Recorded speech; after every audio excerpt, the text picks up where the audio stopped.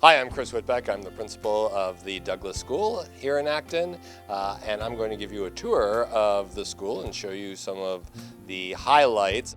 This is our school cafetorium. It is where all of our students eat lunch, and we gather for all of our all-school assemblies. The cafetorium is built for 280 students. We have to fit in over 400.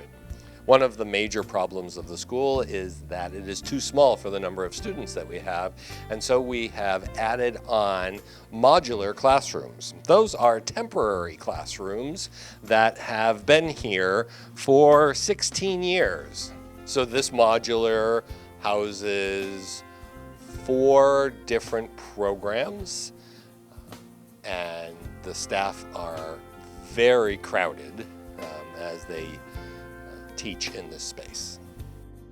This modular houses our art program. Again, a very crowded space. The art room spills out into the hall for additional storage of both materials and student projects. So all of the students, kindergarten through 6th grade, have to come out of the art room to use the sink, and we've actually had to hire assistant staff for the younger students to supervise them using the sink during art. The Douglas School is 2 stories, and while we have a ramp that goes upstairs and wheelchairs can go upstairs, we only have stairs going downstairs, so the school is not handicapped accessible. So space continues to be an issue at Douglas School, and we have converted storage closets into classrooms for small groups of students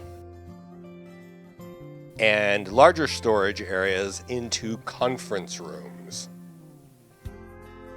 One of the things that we do a lot at Douglas School is have students break out into small groups to do work, and we use the hallways.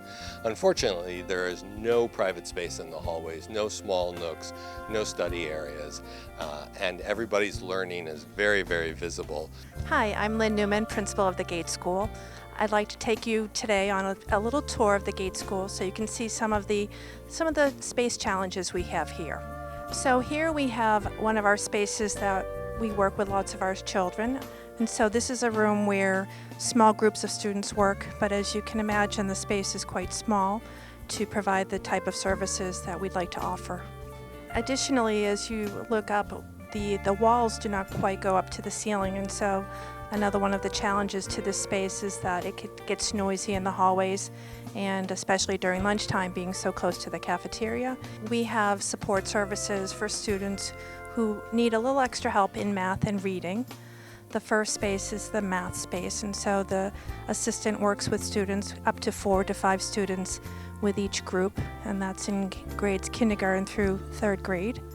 And then just behind her workspace we have reading support, and so the reading assistant is also here working with students, maybe 4 in a group, and so combined you have potentially 8 to 10 kids working in this space. And this space is where we offer special education services for our children. This is for students in grades kindergarten through the 6th grade. We have 3 special educators that share this space, and they work with students at different times depending on the program. At times we can have up to 25 students working with the adults in this space. And here is the Gates cafeteria, and this additionally is a multi-purpose room for the school. This is where in the afternoons where we have our extended day program, both in the morning and in the afternoon. During the day, this is a space where the kids would have their lunches. We have a 2-hour lunch period. And oftentimes you would find teachers working with small group instruction in this space. And the stage is a very important place for primarily concerts for band and strings and chorus. But it's behind the stage that you would find a spot where our physical therapist is working with students who are working on physical therapy. And you can see on the floor it's a bit tired, but it does lend itself to being able to be a space where they can work on gross motor skills and support services on their education plan.